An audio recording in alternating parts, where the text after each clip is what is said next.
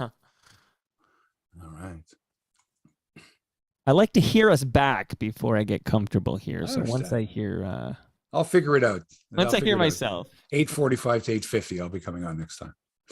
No, 8:50 is good. 8:50. Okay. Let's hear myself. I'll figure it out. Yeah. Okay, we're good. I'm going to tweet this at you, and you can address your faithful listeners who have missed you. All right. Hi, faithful listeners who have missed me. Welcome to the Red Carpet Show. We're just about a couple minutes away from going. Actually, we don't have to go right at 9 o'clock, but we try to aim for that. That's the one thing, I guess, that's common between actual real radio and this show is we try to start at a certain time. If you're, but many people will be listening at a different time. I can't. Once that gets into my head, it's difficult to get out of it. Are you listening live? Are you not listening live? Is this live when I'm speaking to you? It's all live. It's live to tape, they used to call it. Right, it's all live. Everything is live. Hebsy, don't forget to retweet the tweet I've... By the way, you while you're retweeting it, I'll just say, every time I go to your YouTube channel, I see George Bell, Lloyd Mosby, Jesse Barfield, and Mark Hebscher. I would get like that printed, like as a poster, and put it up in my house. Like if I had a picture of me with the greatest outfield in Blue Jays history. I know. It's pretty cool. It's amazing. And the funny thing is, I didn't even think of it. I don't even know who took the shot saying, hey, why don't you guys get together for a picture? And I didn't know if he was saying for Mosby, Bell, and Barfield too, which they've posed for many times, or hey, Hebsy, while you're there. And I just sort of, yeah, what the heck? There you go. It's good stuff. All right, let me retweet this, baby. Oh, yeah. Come on. This is very exciting to actually do the show live. It's been a long time. It's been 3 weeks. 3 weeks ago today, we had Garth Orge on the program. But it seems like an eternity because so much has gone on in sports. And I'm trying to go, okay, what do I have to talk about that I wasn't there live for a week ago or 2 weeks ago? That's all. I think that's, yeah. It's in the past now. I don't think anyone's going We could do the whole show on last night, I feel. No. We're not there. Not even close to being there yet. Not even close to being there. I had to have a nap during the day so I could get in all the sports. Like the Italy game, right? Like I'm thinking. Oh, you watched it? Yeah, of course. They're not going to live. I mean, where do I live? Where is the studio? No, that doesn't mean. No. Where is the studio? Little Italy. Can I possibly avoid Italy in World Cup qualifying at home where they've never lost? Like 58 games in a row. They never lost at home. Right. North Macedonia. I wouldn't know the difference between North Macedonia and North Dakota, for crying out loud. Don't get me started. Let's go. All right. You want to go? Okay. Let me end here. I always got to set something up for a backup. Stand by. All right, buddy. Here we go. Okay. Hold on. Just say the word.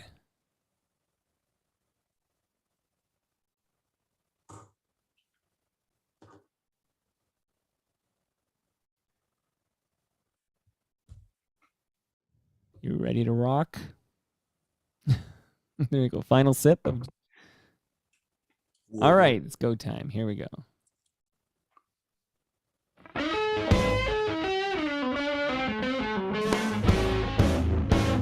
Live from Toronto, and I mean it, live. It's Hebsy on Sports, episode number 277. Hi there, sports fans. Mark Hebscher here, podcasting from the Little Italy studio, where it's very quiet because Italy will not be going to the World Cup this fall. Shh. Mind you, Canada hasn't exactly scanned their QR code to Qatar just yet either. All right. Our special guest today, not soccer related. We'll get into soccer, but basketball, because the Raptor game last night, they won. It was huge. We got the radio voice of the Raptors, Eric Smith, joining us, and the fine young comedian and basketball pundit, Dean Hebscher, will also join us today. They're the young person's guide to basketball. So much to talk about today. The Leafs, the second place Leafs. The Leafs, they're not going to win the division, but they could have that home ice advantage in the first round of the playoffs. It's so exciting. We'll get into that. We'll get into the Blue Jays. They made a trade yesterday. Grichuk is gone. The Raptors, my trip to Florida, golf, plenty more. First, let's say hello, though, to the godfather of Canadian podcasting. I haven't spoken to him live in 3 weeks. It's Toronto Mike. How you doing? I'm great, Hebsy. Welcome back. How was your trip? How was fantastic? visit to Florida. Man, it was awesome.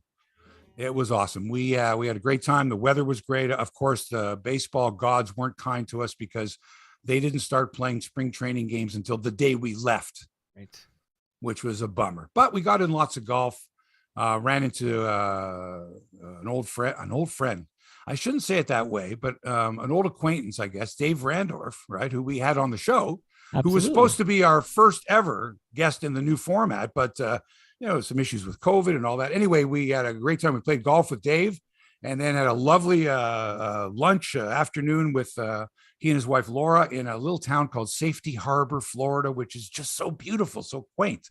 Had a good time there, and he revealed to me they didn't like his nickname. His nickname. We gave him a new nickname. I gave him a new nickname. I wasn't aware that Dave Randolph, his nickname was Dorf, and he hated it. Yeah, I would hate that. Hated it. Why? Because he's a shorter dude. Like, he's already got, I'm a shorter dude, I can say that, but he's even shorter than I am. And if you have the nickname Dorf and you're a shorter guy, you don't like it. Oh, I didn't even think of that part of it. Like, just the name Dorf. I know Dorf on golf and the who's comic. a little guy. No, but just the name Dorf just sounds like hey, it's rhymes with dwarf. Oh, it's like, oh yeah, exactly. Hey, shithead, like, come on. So he's kind of like, I said, you know what? We're going to call you Boots. There's a saxophonist by the name of Boots Randolph. Okay. Boots Randolph, very famous. And I think his most famous song was that Yakety Sax. Yeah, Benny Hill's theme song. Right. I believe Boots Randolph, because I remember my dad had all of his music, right? And he was good as a saxophonist. This guy could play from a different era, obviously. But like, if you can play, you can play. Love it. I just said, look, man, from now on, you're Boots Randolph. That's all there is to it. So anybody that ever called Dave Randolph Dorf or no more. Shout out to the Gen X. Rambo is another one. Rambo's a better one. But Jay Onright and Onright, poor Jay. Jay Onright called Rambo, because he had said, hey, say hi to. Your Gen X viewers will remember reading a series of books by Gordon Corman called Bruno and Boots. This was popular young, like a teenage, when you were a teenager or preteen, maybe. You're reading, I read all of these, Bruno and Boots. So I don't know if I've never heard of it before. But anyway. Well, you're not a Gen Xer. All right. So if you, and Randolph's doing play-by-play for Tampa, and they're in trouble. They're fucking sinking like a stone. They're the wild card team now. Okay. They're the wild card team. Read my lips, Tampa. So they're shaking in their boots. Get it? I get it. Yeah, because he's Boots Randolph. All right, listen, I want to point out three people this week, three people that I felt close to in, many ways, viscerally, But anyway, number one, Mike Peter Goddard, who I loved, who I grew up reading in the Toronto Star, who was the preeminent music. I think he did theater too. I think he did movies every once in a while. You'll have to ask guys like Howell and that, but Goddard was an entertainment reporter who specialized in music. But really what he was a terrific writer. Just a wonderful writer, read his stuff all the time. And I was fortunate enough, he profiled me twice in the Toronto Star when he was writing radio, strictly radio. That was the column. And man, he could turn a phrase. Man, he made me out to be like the greatest, like the Swiss Army knife of sports broadcasters. And he did a profile of me when I got the job as the Argos play-by-play man and the morning sportscaster on Q107 and 640. Right. That whole deal. Wonderful article. He was a big Hebsy fan, but similarly, although I saw a post from Gene Velitis, who's watching us live in BC right now, where Gene, big fan of Peter Goddard's writing and everything, but Goddard was not a fan of the on-air persona of Jesse and Gene. What? No, I'm just pointing it out. But he was a big fan of the Hebsy persona. Anyway, rest in peace, Peter Goddard, 82 years of age.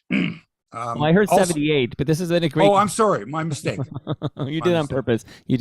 78. I'm a mistake because I believe Fred Walker, was 82. Fred Walker was CBC Radio. I mean, you would know the voice as soon as you heard it. Really, but I mean, I can still see the smiling eyes. And I remember Freddie Walker, who did, I think he sat alongside Bob Cole and did those Canada-Russia games on radio for CBC Radio for years. But he was one of the first guys I ran into when I started working in radio. And he sort of took me aside, took me on his wing, says, listen, this is the way we do things at the CBC. It's different. You're different, personality, stuff like that. He never said, stick with me. He just said, CBC is different. Right off the bat, we're different. We handle things differently. And very low key, but a great guy. And one time he and I had to chase Roger Nielsen to get an interview. And I'll never forget this. Freddie says, look, you go over there by the Wood Street door, wait outside. I'll chase him to you. I'll send him to you.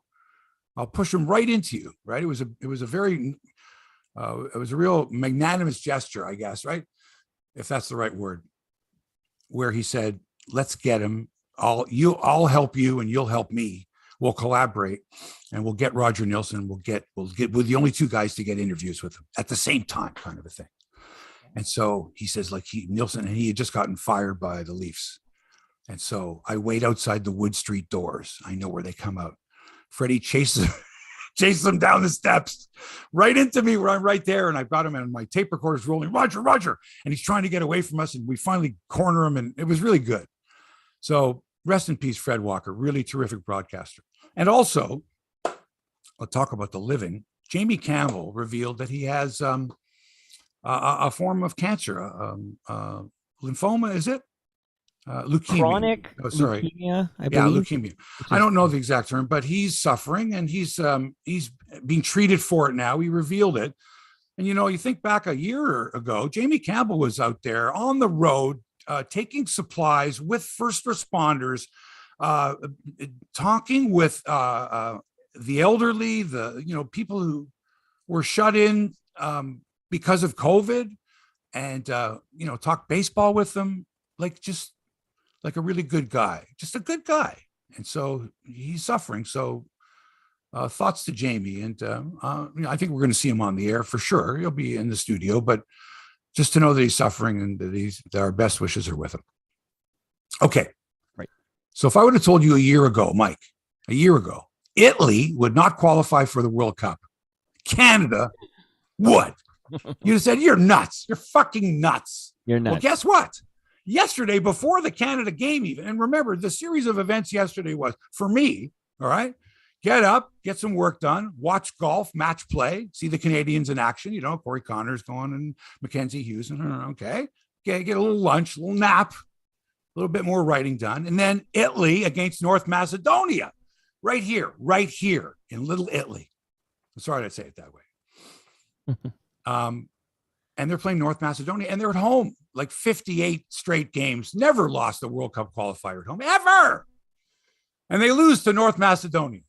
Wow. And this place, it went like dead silent, like in Little Italy. Seriously. It was like a pall was cast. And the first thing I thought of was, well, guess what? Canada now has 1 million more fans in the World Cup. They don't have Italy to root for. They have to root for Canada now. I would understand before the Azzurri, but they're out and we're in. Well, not yet, but we will be almost. On Sunday. Well, almost. I had a chance to get tickets. Canada, Jamaica Sunday. My buddy Paul Duder, hey, do you want tickets? And I'm like, man, this game's not going to mean anything. We're going to win. We're going to draw. We're in right now.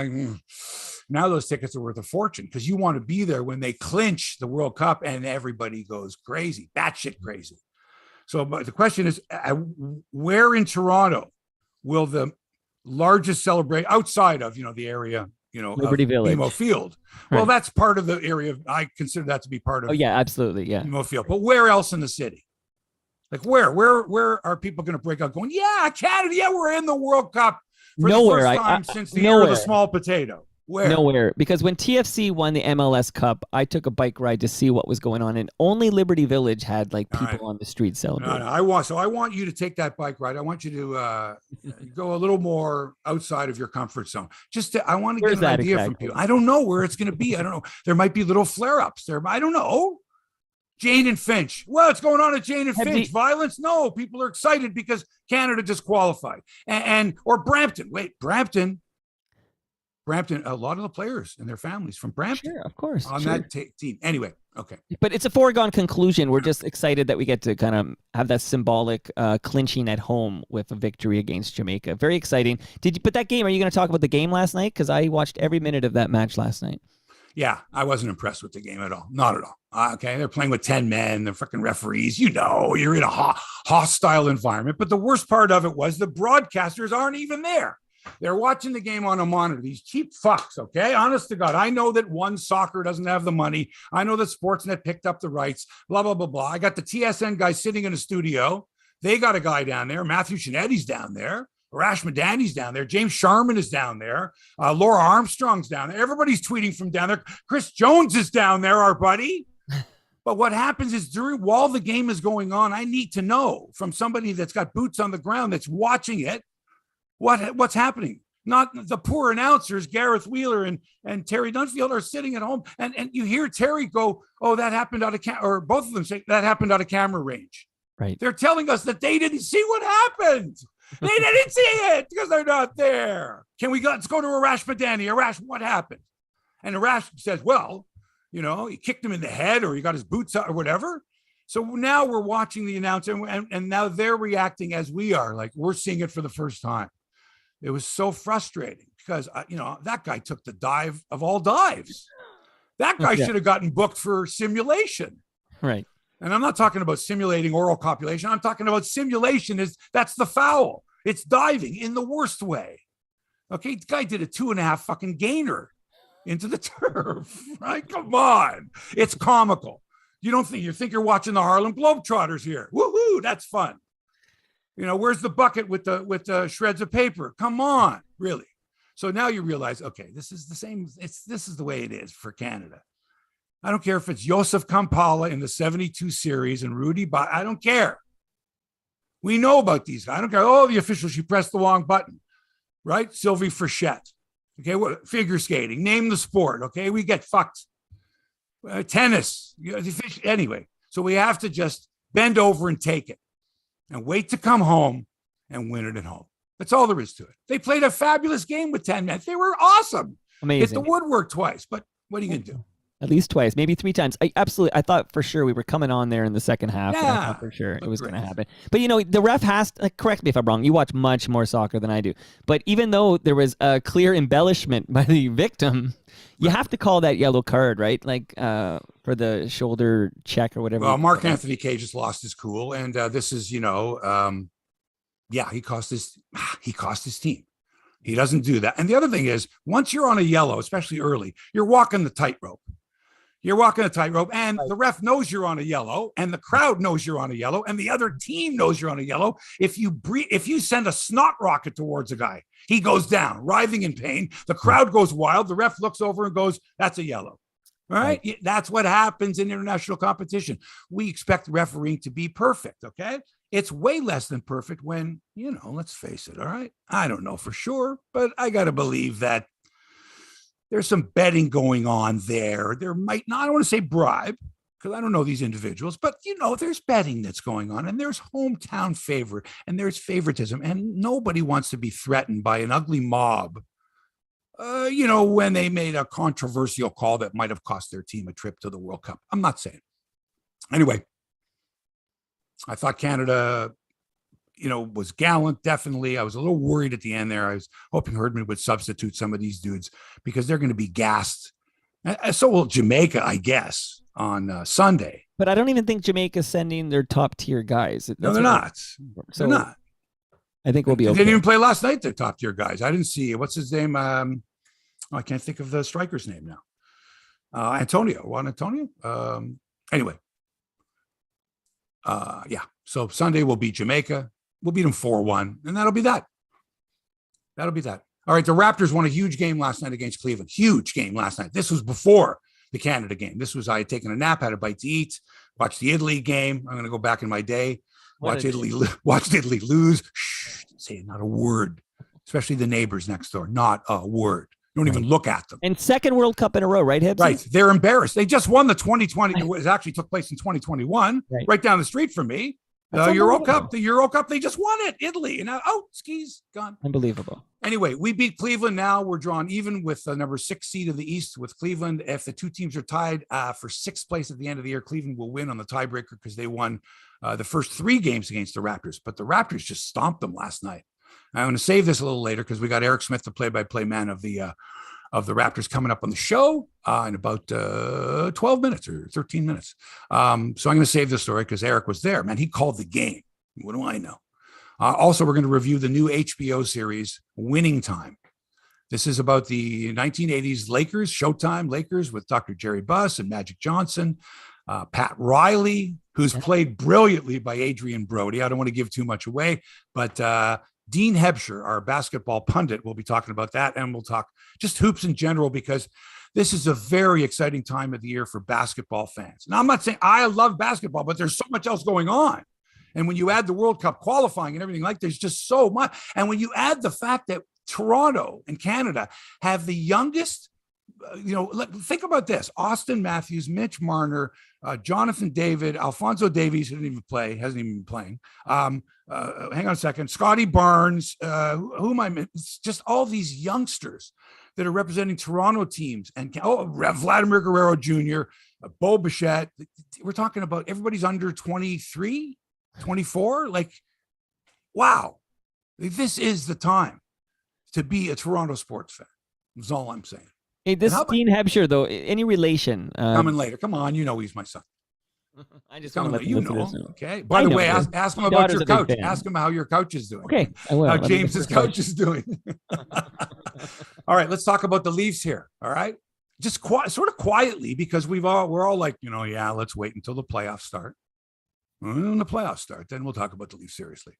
But anything that happens in between, any goalie crisis, any of that stuff, I was reading the story the other day about the guy who does, I guess he started doing a whole bunch of Leaf stuff, and he's having serious mental health issues because his own expectations. He was dropping like 10 videos a day about the Leafs and had all these followers and all that, quit his job. I was reading his story, and now he's having problems because he's having trouble producing 10 videos a day about the Leafs. Holy cow. This is what they do to people. They're nuts, right? And by the way, they're now the second place team in the Atlantic Division. They've leapfrogged the defending champion Tampa Bay Lightning, who Boots Randolph is their play-by-play guy, by the way. He's worried too because Tampa's now the wild card team. They lost to Boston last night, 3-2. So I didn't know who to root for in the game because I watched a bit of that as well while I was napping. As it stands right now, the Leafs would play Boston in the first round, and they would host Boston in the first round. And Tampa would be the wild card, and they'd have to play Carolina in the first round, and they don't want to play Carolina. So the Leafs managed a pair of shorties the other night to get past New Jersey. And by the way, I tweeted out last night at halftime. I said, all Canada needs is a couple of if the Leafs can do it, 2 shorthanded goals to win, then Canada can do it. So I tweet this thing out, and then about 5 minutes later, I see that David Alter tweets out the same thing, right? I go, And then somebody tweets out to David Alter saying, hey, Hebsy had that 5 minutes ago. Just listen. I thought it was a cute line. There you go. So we got a couple of shorties. Peter Mrazek miraculously comes back from the brink of waiver of being waived. It goes from the doghouse. Let me get this right. Goes from the doghouse to the waiver wire to the penthouse. Right. In like 5 hours. What a kooky season. Maybe he'll get hot. Maybe Mrazek will be the hot goalie and get on a roll, pull off a Steve Penny, Mike Moffat, I don't know, whoever. An 86 Patrick Waugh is what we're looking for. Well, Patrick Waugh ended up being a pretty good goal. I don't think Peter Mrazek's on his way to a Patrick Waugh career. Right. You said it, not me. Okay. Hey, did you like those Bieber-inspired jerseys the other night in the Next Gen game? And I know you got 4 kids under the age of 21. But Hebsy, this isn't for us. You know that. The yellow one was underneath. Like, no one saw the yellow one, which was kind of ridiculous. With the smiley face, you mean? Yeah. That was obviously for attention, right? But none of this was for us. That was so funny with the smiley face. That's what it looked like. It looked like in Forrest Gump when he wipes his face of the mud. Right. And hands it to the guy, and it's the smiley face. But there was a lot of blowback I saw on the Twitter sphere. A lot of people saying, like, stop messing with our tradition. Your buddy, Greg Brady, was really mad at messing with tradition. Now he's my buddy. You travel with him. He's your buddy. I travel with him. You got to be close of a guy to travel with him. Look, just because you go to England on a boys' weekend doesn't mean that you're traveling buddies. No, but it means you're buddies. It means you're buddies, of course, and he's a good guy. But everyone's up in arms, like you're messing with tradition. This was a one-off for the kids, man. It wasn't for us, guys in their 40s, 50s, and 60s. Like, no, we have to take a pass on this. I'm not even sure we have the right opinion on this. But if that was the case, then why weren't the broadcasters a couple of kids? Wow. Like, why didn't? Well, no, think about it. If you're gonna, this is my point. If you're gonna go all in. Like this bullshit about an all-woman broadcast of the National Hockey League. Really? Were they all women? Yeah, they all. By the way, they all were women. No, yeah. by the way, they weren't. I got 2 notes after you said that one time. No, they weren't. There was one. Everyone was a woman. No, not true. Not true. My sources. There was one game. Yes, it's true. There was one game that was done where they were all women, but they weren't all women because 3 of the camera operators were men. All right. And it was pointed out in the article, but I know what you mean. What I'm saying to you is if you're going to go all in, go all in. Don't just say, oh, by the way, these 4 women, the 4 voices we hear, all 4, was the director, was the producer, were all the technical, were all the camera people, was the entire production women? And if so, say so. And if not, say so. If you're at the game and you're doing the game live, say so. Show us. If you're not doing the game live, okay, you don't have to tell us that you're watching off a monitor. I get this, but come on, like we're not idiots. Like, don't try to pull the wool over on me with this. Oh, we're celebrating. Yeah, it's all women. Is it all women? If so, show all the women. Show them all and say, not a man to be seen. Then I'm good with it. Then it's truth in advertising. Only a Sith Lord deals in absolutes. Stop it. By the way, is Chris Cuthbert not the best play-by-play guy? Did you hear the line the other night? Was I the only one that caught it? Marner turns this defender around for New Jersey into a pretzel. And Cuthbert he turnstiles him. He turnstiled him. That's beautiful. I can see it. Whoop, we're going around and around, right? That was beautiful. I never heard that one before. Love it. Turnstiled him. He's very good, Chris Cuthbert. Very good. Right. So I go to spring training. The reason we went to spring training, what the hell happened there? I blew another fuse. Hang on one second. Okay, yeah, no worries. I'll entertain the troops of the Hebsy on Sports faithful. So I didn't even pick up anything at Hebsy's Little Italy studio, but he's heard a bang or something here. Sorry about that. Everything okay over there? It's live television, right, Hebsy? You know what that is. I got a fuse issue here. I think it's only 15 amps that's on that one. Just make sure your Wi-Fi holds up and we'll be good to go. Okay. Sorry, I apologize for that. Baseball. I went down for baseball. We had tickets to 4 games. And we were going to play, I think we were going to play 4 rounds of golf or 5 rounds of golf and go to 4 games. So we couldn't go to the 4 games because they canceled the games.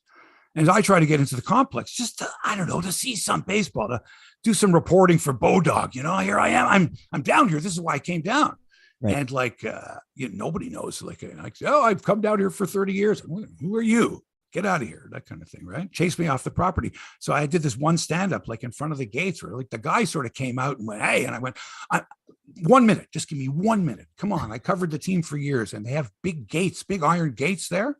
Right. Whereas it used to be when I used to go, it was like you could see it over the fence. It was the Cecil B. Engelbert complex. It was beautiful. Chain link fence. You pull it. Hey, how's it going? Now it's a freaking fortress. It's a fortress. Did you drop the line? Do you know who I used to be? Yeah. My girlfriend Serena's with me. I'm like, maybe this guy knows who I am or no, not at all. But what we did was, and this is what I was considering. We went around. I know the area. And when I first went there, it was not developed at all around it. Now there's houses all over. Fences all the way out to the back fields. You can barely see. So I go to the end of a dead end street. We drive over and I see there's a little opening there. And I'm telling you, this is the God's honest truth. I can hear Spanish being spoken. And I'm pretty sure I hear Teoscar Hernandez. All right. And I'm thinking, I'm going to grab my phone. I'm going to run. I'm going to go over this fence into basically private property to the fence. I'm going to call for Teoscar Hernandez to come over and I'm going to shoot this live. Right? Gonzo journalism. Here we go. Live stream it on your YouTube. Right. and then as I'm running and you're going through this sawgrass, it's kind of an odd kind of a bush. And I remember the day before we had played golf and there was a gator in the pond where we lost our golf ball. And the guy said, don't go there and don't even put your club in there. Right. There's gators in there. And I thought about it as I'm thinking, is it worth it to get maybe a clip of Teoscar Hernandez, maybe Gonzo journalism. I'm running into a gator or a snake for that matter. Right. or a big ugly lizard, or, do I want to do that? And I just sort of stopped. Said, you're 66 years old. Don't be a fucking idiot. Don't do it. Don't do it. Don't do it. Anyway, the Jays traded disgruntled outfielder Randall Grichuk to Colorado for a guy named Raimel Tapia, who's a left-handed outfielder and a guy who makes considerably less money than Grichuk, who signed a 5-year, $53 million deal like 3 years ago. Right. Jays say Tapia has more speed than Grichuk and is a good defender too. I'll reserve judgment on that. I saw him play. He's nothing special. He's a fourth outfielder. He's Ezekiel Carrera. He's he can run a bit. He can hit for an average. He's okay. He's a fourth outfielder, and he's not a better defender than Gurriel or Teoscar, and he's certainly not a better defender than Springer. So coming in for defensive purposes would only be if he came in to pinch run for Springer, because they're going to have to do load management with Springer this year already. But some seem to like this deal. Is it just because he's a lefty? Is that the deal? Like, I'm not sure. Yeah, of course, it's right, because he hits from the left side, and again. Right. But if if he was that good, and I don't know, we'll see. He's only a fourth outfielder. It's not the biggest. This guy is not going to get a lot of at bats this year. He's not.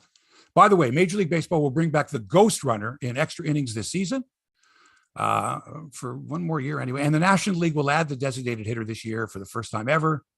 It's been almost 50 years since the American League adopted it. Almost 50 years where one league has the pitchers hitting and the other league doesn't.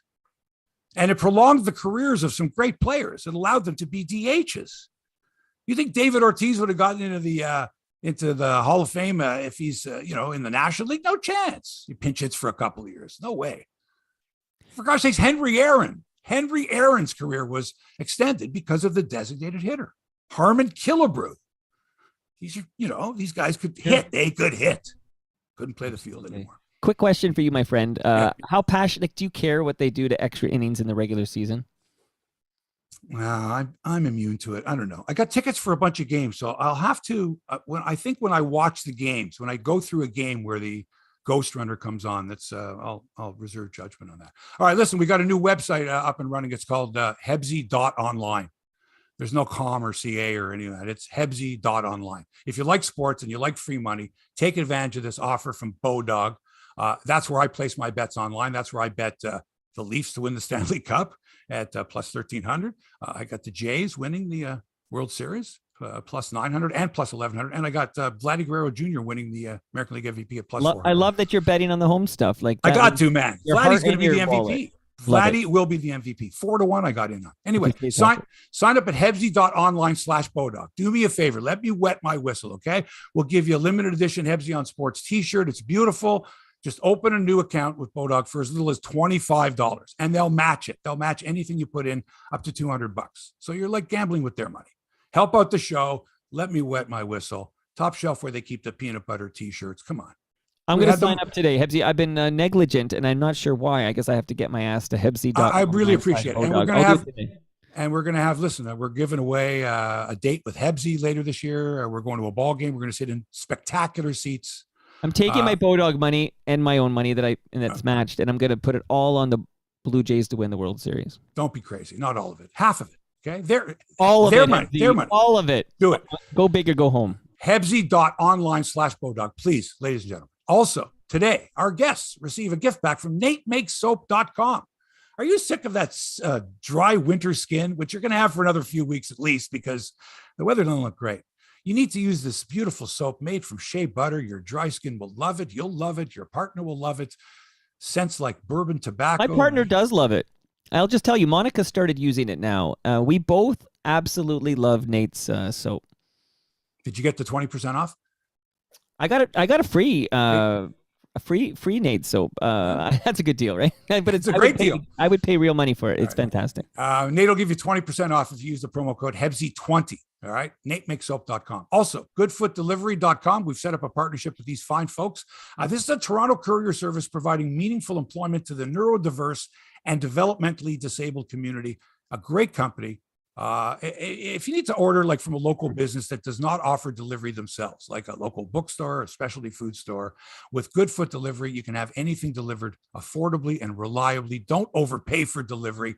Go to goodfootdelivery.com, enter the promo code Hebsy50 for 50% off your first 2 deliveries and help support a local charitable organization. So good deal. basketball. Is our guest with us? No, my friend. As soon as our guest arrives, I'm promoting him to the big show here. Listen, like I said yesterday, I had to plan my day out because I knew there would be a lot of sports to watch, to take in. I was actually lucky that the Jays Braves game was rained out, because had that happened, I would have gotten no nap in at all. But the fact that it was rained out, that window there from 1 to 4 p.m. Right. I got some work done and I got the nap in, because then the Italy game was on. Right. I gotta say. Oh my God! Listen, you walk the walk.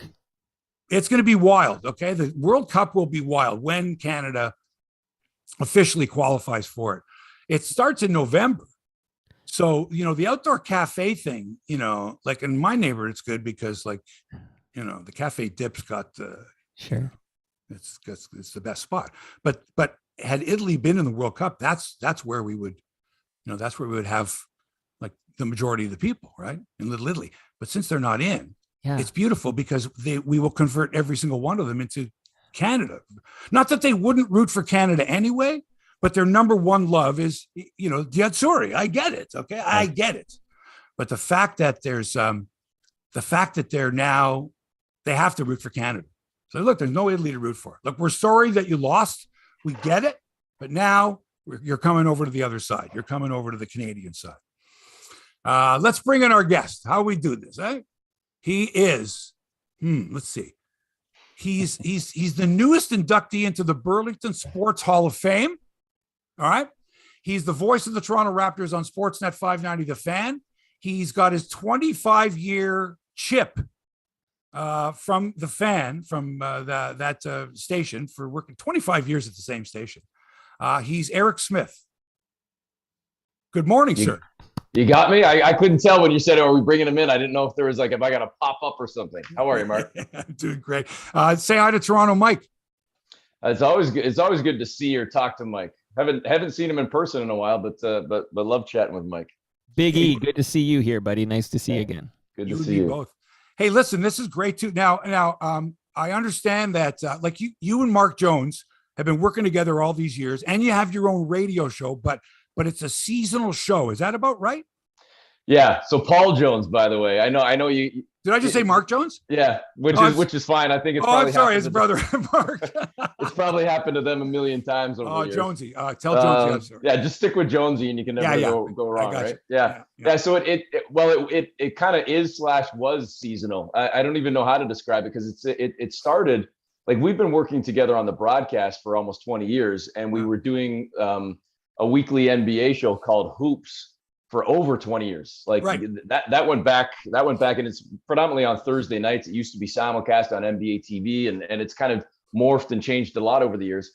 And then in the midst of the pandemic, just in the first couple of months, going back to, I guess, May, maybe early June of 2020, the Fan approached both Jonesy and I, as the NBA was still on hiatus, waiting to figure out when they were going to restart. And of course, it ended up coming in July in the bubble back in 2020. But they approached us and said, hey, you guys are kind of sitting around and we're not sure when the NBA is coming back. We wouldn't mind putting you to work. Do you think you'd like to do a show? So they started Smith and Jones, and it was an afternoon show for an hour every day, starting, like I say, June of 2020. And we didn't know when. I mean, one of the first questions I asked was, like, are we coming on for a month, like 6 months, a year? What's going to happen? And the answer was basically, we don't know, and understandably, nobody knew. So we ended up doing the afternoon run, Mark and Mike. We ended up doing it for just shy of a year and a half, Monday to Friday in the afternoons. And then late summer last year, as the Fan was sort of restructuring the lineup, and it looked like we thought the world was becoming a little bit more normal again with the teams back in their respective cities in Canada and whatnot, we kind of went on a hiatus for about 6 weeks.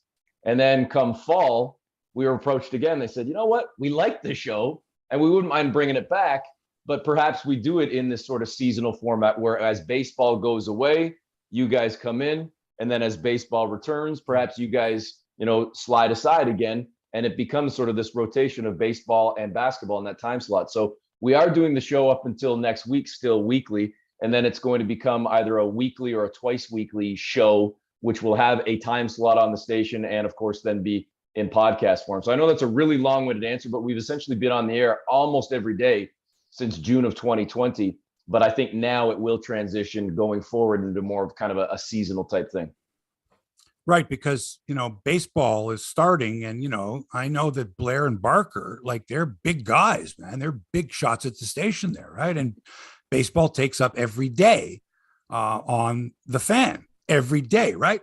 Yeah. Whereas basketball doesn't, because sometimes the games are on TSN. And so how does that work? Like, you and Jonesy work together, but you work for the station, you work for the CJCL, and he is a freelancer? Yeah, I'm a Rogers employee and have been, since day one. So I don't have the same type of flexibility that somebody like Jonesy as a freelancer, a contractor would have. Some of the other guys that maybe work for, like Matt Devlin working for MLSE, has the sort of flexibility to appear on both networks. So yeah, as a Rogers guy, it's either Sportsnet 590 The Fan or Sportsnet, working games, either radio or TV in some way, shape, or form, and kind of morphing into various roles on both sides of the coin. So that's the most simplistic answer I can give. And you're right about Blair and Barker. Like, I mean, there's no denying. Right. Well, I know you were joking about big guys, but they are big guys for one. Yeah. But the other thing too is baseball is certainly king within Rogers, clearly owning the team. I mean, that's a no-brainer. But on top of that, I think you want baseball programming, period, even if the team wasn't great, but the team is expected to be pretty damn good this year. And I think there's a major appetite for baseball in this city. And I think it's important that there is a show. And I'm honestly not trying to give the company a line. I think it's important that there's a baseball show. And I think within the programming, it makes sense to have that show. So, we'll see how this kind of works going forward, as I say, with that seasonal approach. And, we're not going away. And it's kind of good for us, I guess, in a sense, too, that we can focus in now on Raptors postseason. And even if the Raptors, I don't think they're not going to make it, Mark and Mike, but I think even if they get bounced, we're still going to be able to do the show right through to the NBA finals and talk about the NBA and keep the spotlight on basketball as best we can. Oh, I hope so. When Dean joins us in a few minutes, we're going to talk about that too, because I find that, I used to know more than anybody about basketball, NBA, college basketball, high school basketball. I was nuts for it in the day where you didn't, just go to Google and find it. It was just there for you. And so, I sort of have that, that romanticism with basketball where you find this nugget. Who was the first to find? I remember hearing about Dick Vitale when he was a high school coach in New Jersey, right? And his methods and some of the players that he had, that type of a thing. And so I have this deep-rooted love for basketball, but I always loved the entire league because Toronto didn't have a team. I like the Lakers. I like the Cincinnati Royals. I like players more than teams necessarily. And I like the ABA, and I liked hearing stories about Julius Irving and Darnell Hillman and the three-point shot, all that stuff. So I think it's imperative that if we're going to love the Raptors and we love the sport of basketball, you got to embrace the whole league, which is easy to do nowadays, Eric, because everything's available. I can watch YouTube in the morning, and in half an hour, I know what happened in the entire league. No, you're bang on. I mean, I've got a son who's 12, and he's a Raptor fan, but his second favorite team for the longest time, and it was because when he was a kid, when he was 4 or 5 years old, not that he's not a kid still, when he was 4 or 5 years old, he decided, well, I kind of like New Orleans because I like their logo. So he becomes a Pelicans fan. And he had like a t-shirt and he had a hat, and because he could watch games, he could access games to the Pelicans. Who the heck was watching the Pelicans back then? Maybe now with Zion Williamson, even though he's missed the entire season to this point. But it's to your point, Mark, even as a kid, I grew up a fan of the Blue Jays, right? Again, because they're in my backyard. But my favorite player, and the reason that I wore in Little League and through high school baseball and everything else that I wore number 19, because of Tony Gwynn. And I grew up in a generation where you couldn't. I love Tony Gwynn. In fact, just as a quick little aside to that, during the NBA Finals run in 2019 for the Raptors, you're getting calls from all sorts of radio stations and outlets from across, North America especially, but across the globe. And I ended up getting a call from a sports radio station in San Diego saying, hey, would you mind coming on talking, Raptors and Warriors and talk about the finals with us? I said, yeah, no problem. I'd love to do it. And San Diego, where Norm Powell was from. So, they're trying to talk about the local hometown kids. So I didn't know who I was going on with. And it was the Drive show in San Diego. And it ends up that the co-host of the show is Tony Gwynn Jr. Wow. So on the air with Tony Gwynn Jr., I ended up telling this story to him about how, this kid from Toronto, from Southern Ontario, his most, favorite player was Tony Gwynn. And so I'm not going to embellish the story and make it sound like he was in tears, but he was definitely touched by hearing this story about his dad. And he said, "Oh, I'll send you a bunch of Padres stuff." I never got it, which is fine. But the whole point to my story was, I didn't grow up in the generation that could access every game, yet I was still a fan. I can only imagine what it was like right now, just to use San Diego as the example. If you were a Tatis fan, or bring it back to basketball, if you were a fan of the Los Angeles Clippers or Lakers or the Warriors or whatever, you can still see every single game, whether it be on the tube or online or through some sort of medium, to be able to follow your favorite players and not just in your market. So I think that's where, and now I'm going all over with this answer here, I think the Raptors have done a great job of promoting the sport and promoting the league, but promoting themselves. And I think a lot of Canadians, not just Torontonians and Ontarians, I think are growing up as Raptor fans. Whereas what did we see when football came here and the NFL experience and experiment in Toronto? It wasn't, and I'm a Bills fan, it wasn't that there were Bills fans specifically, it was NFL fans. And I think that perhaps is why ultimately the NFL experiment didn't take off here, because you go to a Bills game and people weren't cheering for the Bills. They just wanted to watch NFL football. And you look around the stands and there's Lions and Steelers and Browns and Cowboys and a whole bunch of other teams, and not as much Bills. So I think again, to circle it back to basketball, the Raptors have done a good job of exactly what you're saying, building the sport and promoting the league, but ultimately in the midst of that, finding a way to promote themselves and build themselves to the point where, yeah, there are still Sixers fans and Lakers fans and Knicks and Celtics and whatnot, but this is, I think, a Raptor city, province, and country through and through. And so last night when they're playing Cleveland, a team that had beaten them 3 times, last game I went to actually, where Cleveland beat them like at the buzzer, right? But they had Jared Allen that night. And I think Toronto was missing. I don't remember. Toronto wasn't at full strength, but last night we saw pretty much the healthiest, except for Trent Jr., the healthiest version of the Raptors. If we have this team with Trent Jr. reasonably healthy in the playoffs, seriously, can this team beat any team in a 7-game series? I think they can. I really do. Put it this way. They look so good. There's not a team that scares me. I'll just say that. So Toronto could go into any series right now. And I know this sounds cliche, so sorry. They could easily get swept, but I could see them winning a series too. Like if I'm walking into a series and you say, Eric, the Raptors playing the Celtics, give me your prediction. Well, you know what? Boston might win, but you know what? Toronto might win.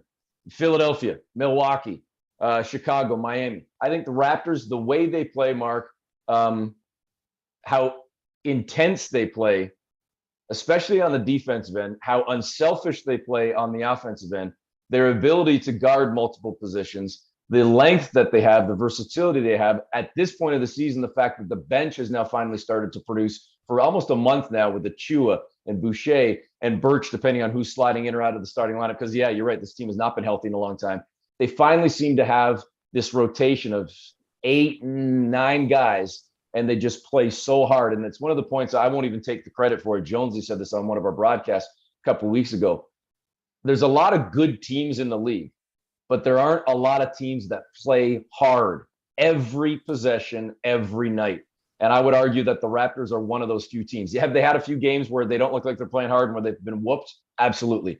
But on most nights, on the majority of nights, this team plays hard not just every night, every possession. And I think teams try to do it in spurts, but the Raptors do it regularly. And they quickly find out, opposing teams do, that if we're not matching that intensity from the jump, we're going to get beat, because this team comes at you from the get-go. Are you aware during the game, while it's going on, that there's a run coming? Someone's going to run. It could be a 20-2 run. It could be an 11-0 run, but it's going to happen, especially early in the game, because I just find that a 15-point lead early on, every game seems to be somebody blew a lead or came back from an incredible deficit, and the game's really won in the last 2 minutes. Last night was interesting. Early on, the Raptors kind of looked a little bit flat. They fell down by 5. And then, to your point, last 4.5 minutes, a little more than 4.5 minutes, they go on a 15-2 run. It was actually 15-0 in Milwaukee. Cleveland got a late bucket with about 20 seconds left in the first quarter to at least get one on the board before the end. So a 15-2 run. And I can't say that I saw that coming because it seemed like it was nip and tuck the first 6, 7, 8 minutes of the game. And then Toronto goes on that burst. And I find, you know, who was the best at it? I don't know if you'd agree. I think Phil Jackson always had a great sense of when to let his team play through it and when to take that timeout. And you kind of notice that with some coaches sometimes. I think they can, and listen, who am I to say? But hey, that's my job to critique or criticize, I suppose, be the Monday morning quarterback. I think some coaches are really good at kind of reading the vibe of their team and knowing that, hey, it's okay. Other teams, the opposing teams, they hit a couple in a row. We're all right. I think you start to get that sense more on the road when the crowd's jumping on you. Team hits a couple shots, then maybe they get a steal, a turnover, they knock down another one, and suddenly, poof, those back-to-back buckets where it was, it's whatever, it's 4 points, who cares? Right. But then they get a steal, they hit a 3, and oh my gosh, it's a 7-0 run, and the crowd is hyped up. It's like, timeout, we got to put a stop to this. That's when you get a sense of those runs. What are the run stoppers? Can you get that bucket to make sure that a 7-0 doesn't become a 9 or 10-0? You get the bucket at 7-2, the crowd dies down a little bit, everything's calm again, or you call that timeout, you settle the troops. But if you come out of the timeout, miss a shot or turn it over, suddenly it starts buzzing again. So you definitely get a sense of those moments and when teams either capitalize or fail to capitalize and seizing on those opportunities. Mike, I believe our guest is in the waiting room here. I just happened to get a text here. Yeah, I didn't know if you wanted me to wait till we have to let Eric's got his own show, right? So I thought no, I got a little more time. I got a little more time today. So I mean, time. Well, and I'll tell you why, because circle back to where we started. We're actually preempted today. I just found out in the last 24 hours or so because they're doing a special soccer program today, given the game last night for Canada in spite of the loss. So right. I mean, I don't know if I'm going to stick around for an hour and a half, but I do not have the show coming up, so I can definitely stick around a little longer. We're not on for another hour and a half. Let's introduce our guest. Turn your camera on there, buddy. Hey, there we are. Our next guest. How do I introduce this young man? Stand-up comedian, basketball pundit, CEO of Dean Corps. Everybody, Dean Hebscher joins us on the show. That's your cue to say thanks, Dad, or something like that. Thank you. Thanks, Dad. Appreciate it. Dean, say hi to Eric Smith and to Toronto Mike. Hi, Eric. Hi, Toronto Mike. How are you? Nice to see you again, buddy. Good to see you, Dean. Great to see you too. Thank you. All right. So, Dean, you and I are going to the Celtics Raptors game on Monday night. Yeah, I can't wait. Could be the biggest game of the year. Eric's going to be there. Jonesy's going to be there. Very, very exciting. Are you a dyed-in-the-wool Raptors fan, or are you more of an NBA fan? Definitely more of an NBA fan. And why is that? Just because it's if I'm super emotional. So if I stick to one team, that's that's such a roller coaster that I can't handle. So well, that's you, but I just like players. I just like players. Right. You'd prefer, to follow the career of a particular player as opposed to a team. Interesting. So you think you'll ever be the fan? Will they ever live and die with the Raptors or some other team?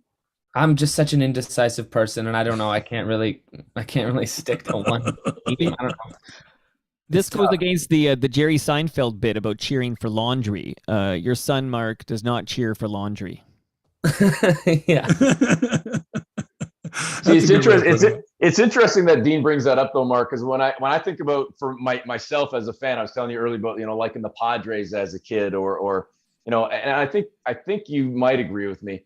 It's hard when we get into the job that we have and the profession we're in to say that we are a fan still, because you do have to try to be impartial and remove yourself.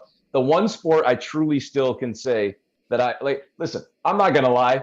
I cheer, quote unquote, for the Raptors? Well, I don't actively wave the pom-poms on the sidelines, but I absolutely will acknowledge I'd rather see them win. I'd rather be calling winning games a winning team. I'd rather they be in a conference finals, in an NBA championship. I'd rather be calling games in the NBA finals. So to me, yes, I would rather see them win. Right behind me is my picture of Magic Johnson right in the middle. I grew up a Lakers fan. Showtime Lakers were my team. But can I sit here and say that I sit at home with my Laker gear on and cheering for the Lakers? No. But the one sport I still allow myself to be an absolute bonkers, fanatical, crazy ridiculous fan is football, because I've never called NFL games or CFL for that matter.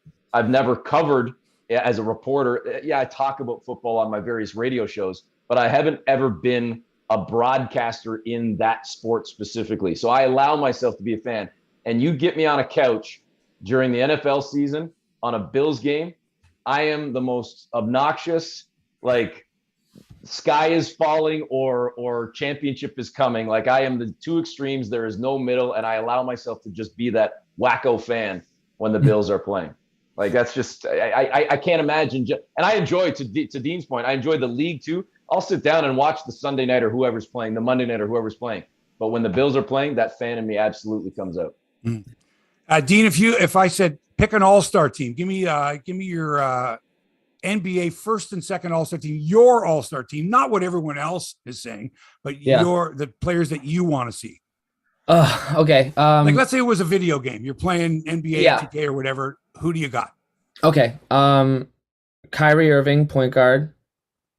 Even if he's playing in Canada, you would get him? Because I don't know if you can get him out of the country. Yes, But it's a video game, man. There's no vaccines in video games. Exactly. It'd be like Kyrie Irving at point guard, Jaylen Brown at shooting guard. Ooh, he's good. He's so good. LeBron for sure. LeBron James. Okay. Yeah. Yeah. I would put Kevin Durant at power forward. Wow. And then I would probably put like DeAndre Ayton at center. DeAndre Ayton. Yeah. All right. That's sure. a pretty funky team. That's an interesting team. We've been watching this show. Eric, you referred to it. It's called Winning Time. It's the HBO series. There have been 3 episodes. Dean turned me on to it. We watched one of the episodes together. We're not going to watch episode 4 until just before the Celtics game on Monday to get into the whole vibe of the NBA and Showtime Lakers. Dean, you knew about the Lakers before this came along. Give me a if you were Adnan Virk right now and you were doing the critique, okay? What's this series been like? You know, who are the stars? What do you think of the plot line, the characters?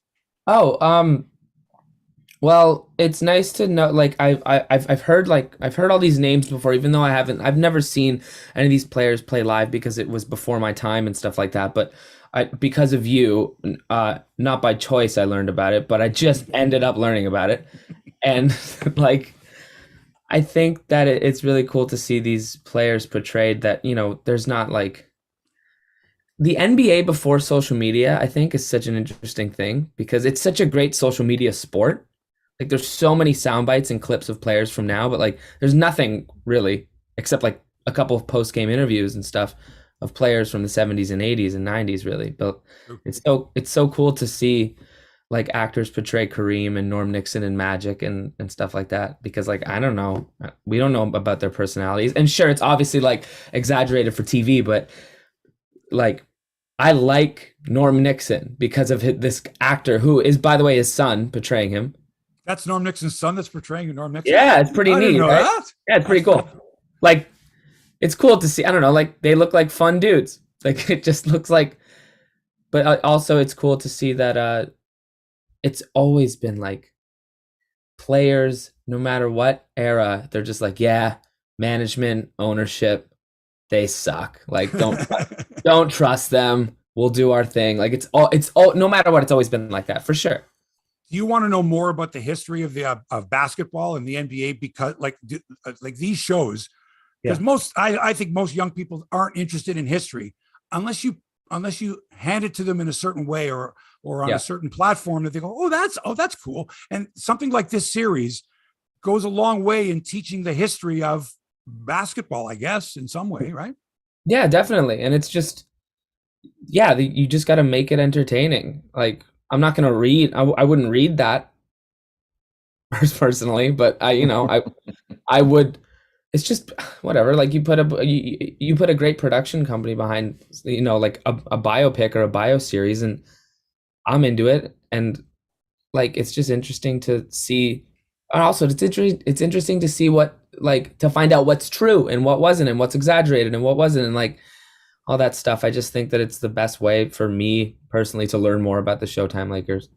Eric, have you been watching the series? So crazy as it sounds, as much as I just talked about growing up on the Showtime Lakers, I haven't seen an episode yet, and I want to. Okay, we won't say anymore. It's so good. And I'll tell you why too, because well, there's a couple of things. Depends if my wife watches this or not. She'll say that I'm too cheap to pay for the package to get the show. But honestly, what it is between watching Raptor games, attending Raptor games, watching games on the off night, because I often will watch Toronto's next opponent. So honestly, it sounds as lame as it might be. I'm watching basketball more than anything. Like other than the odd Netflix show, like I've been catching up on The Americans on Netflix. I missed the last season, so that's been sort of like my late night show. If I'm not watching basketball games, I've been binge watching The Americans.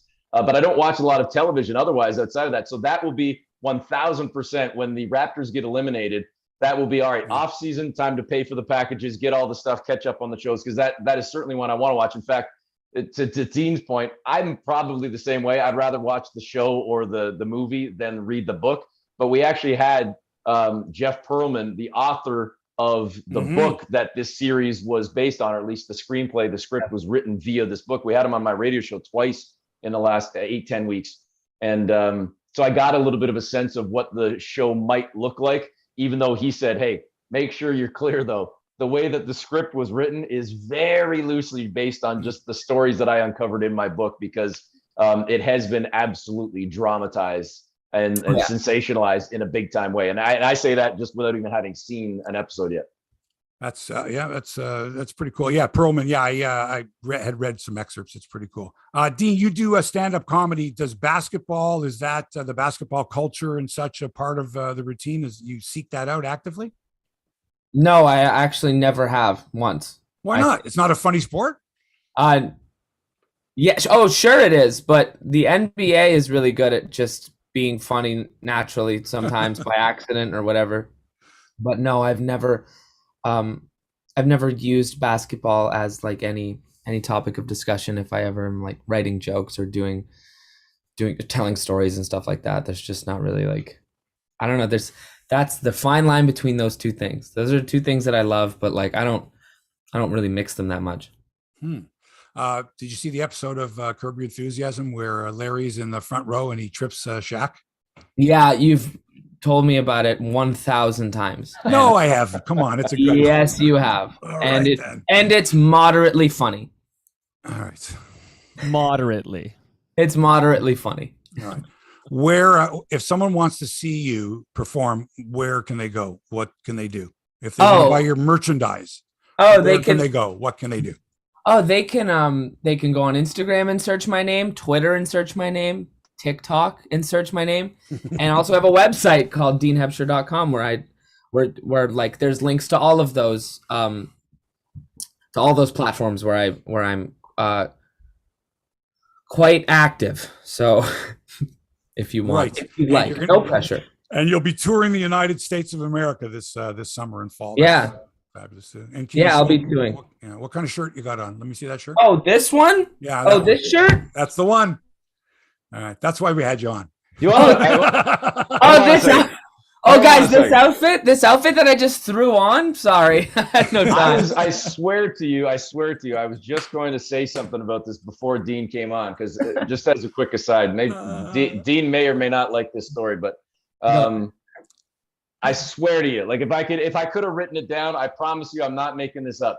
I was going to reference Top Shelf where they keep the peanut butter, because back in the day, obviously, like so many of us, sorry to date you here a little bit, Mark, but obviously so many of us growing up on Sportsline with you and Jim Taddy. And it was great that I got to work with Jim, years later when I used to do some stuff on Global after you were gone, Mark, and did some work with Jim on Global. But I always, as a child, still remember Top Shelf where they keep the peanut butter. It's been ingrained in my head for so long that the only other time I heard somebody try a line like this, and I'm not going to mention the guy's name because I don't want to. Do it. Listen, do it. Okay, I'll say the guy's name. The reason I wasn't going to was because, and I mean this respectfully. Again, I'm not trying to be an a-hole about this. Okay. We get it. He's not a play-by-play broadcaster, but he was trying to, he was trying his chops back in the day. He's more of a producer now, but he's the son of a broadcaster, an NHL broadcaster, but a guy named Josh Rimmer. I don't know, Mark, if you would have met him over the years.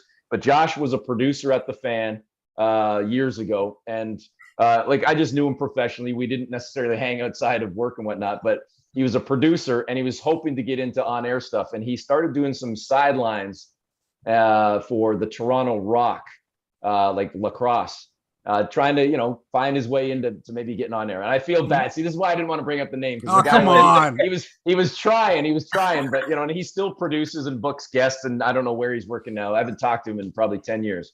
But I remember Josh on a Toronto Rock broadcast, on a post-game interview, whoever he was interviewing. He said, I think it was, and it wasn't even a question, it was like if I was interviewing Dean, he'd just let's go down to Josh. And he's like, okay, thanks very much. I'm here with Dean. Dean, pass the butter. You're on a roll. What? No, and that was it wasn't even a question. It was just like, pass the butter. You're on a roll. Nope. And whoever it was, just yeah, sure, Josh. I had a good game. And and for whatever reason, your line is 1,000 times better, Mark, no doubt. But that's the only time I ever thought about is that supposed to kind of be like top shelf peanut butter? Like you're on a roll, past the butter? I don't know. Anyways, I don't even know if the two stories connect, but in my brain they do. And now I feel bad that I just threw Josh out there. But yeah. That's funny. I have a T-shirt that says pass the butter, you're on a roll. Be a good slogan. Listen, okay. Before I let you guys go, March Madness from yesterday. Arkansas beats number 1 Gonzaga. Houston beats number 1 Arizona. Duke with Coach K beats Texas Tech and Villanova over Michigan. Tonight, UCLA, North Carolina, Purdue, St. Peter's, Kansas, Providence, and Miami, Iowa State. Wow. Anybody watching? You got anybody? Dean, you have time to watch NCAA or no? No, I was working last night. I didn't really. All right. Good excuse. Good excuse. Eric, you were working too, right? Well, I got home in time to see the last 5 minutes of the Duke game, and I absolutely despise Duke. It's a great story, I'm sure, with Coach K. And last night was his 100th win in the tournament, so that's incredible. I don't think that record will ever be touched. I hate Duke, though. I absolutely despise Duke. And with Arizona losing, my bracket is officially busted. So I'm done. All right, listen. Thanks, you guys. You're going to get gifts. You're going to get. I don't know. We got stuff for them, right? Nate makes soap. Thanks. Our undying gratitude. Thanks for getting up early in the morning. Eric Smith. Dean Hebscher, thanks for joining us. We're done. We're out. Toronto Mike, anything before we go? Yeah, a couple of very quick things. One is for the older crowd listening who might not know who Dean Hebscher is, I just want to say at some point I was on my phone and my daughter, who's 18, almost 18, saw me flipping through Mark Hebscher's social media, and there was a picture of Dean Hebscher. And my daughter, this is a true story, as the Hebsies on this call know, but my daughter's like, oh my God, Dean Hebscher. This was a moment where she was like, Dean Hebscher. And I'm like, yeah, Dean Hebscher. This is the guy, he's got my couch, right? Dean Yeah, I do. Yeah. So shout out to my couch. But it was so in this demo, which is a bit younger than my daughter's demo, Dean Hebscher's a BFD. And you know what BFD stands for? Yeah, I do. And thank you for the video message you sent to my daughter. And the big no problem. Love this guy, Eric Smith. Just a quick, whenever I see Eric, I remember that I was in this Father's Day campaign for Roots several years ago. Me and my boy, when he was my third born, so Jarvis, and there alongside me is the big E in his boy. So we're connected forever by our Roots Father's Day campaign. It's the only time I've ever been a model. I don't know about you, Mike, but it's the only time I've ever been a model. What do you mean? All the time? Are you kidding me? Look what's happened since the Roots campaign. Okay, oh, look at you. See, I've never had that. Good for you. I've never had that. Looks like I'm the fourth most popular person on this program. Roll the music, Mike. We're done. Guys, thanks so much. That's it for episode 277 of Hebsy on Sports. Thanks to Toronto Mike for production and inspiration. Hit him up at Toronto Mike. Thanks to our executive producer, Scott Allen, for his calming influence. Thanks to our guest today, Eric Smith and Dean Hebscher. You know where to get them on social, right? Yeah, of course you do. Thanks to our sponsors, NateMakesSoap.com, GoodFootDelivery.com, and most of all, thanks to you for allowing us into your headspace. We know you have many choices in the podcast world. We're glad you chose us. Back with another exciting episode next Friday. Our guest is going to be sports media analyst and ratings guru Adam Seaborn. Should be a good one. Until then, so long for now.